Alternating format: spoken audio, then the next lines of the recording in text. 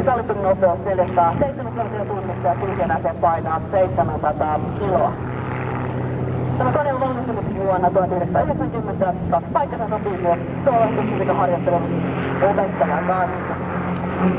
Tiedätkö myös vähän liikettä, mitä sä? Esittäjä on itse sanonut, että taitolento on valmistunut taitomuistunut muodistelma, joka tehdään taivaalla ja taitoaero. Hänellä mainittuna tosiaan se, että se tehdään lentokoneella.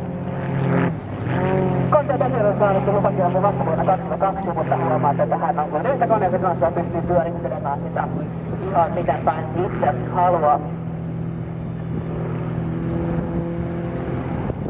Elokuussa 2009 Sami oli Silverstoneissa englannisen 10 päivän mittaisessa Unlimited-luokan taitojen MM-kilpailuissa kovassa joukossa 8, joten jo silloin hänellä oli erittäin hyvät taidot tuon koneen käsittelyyn.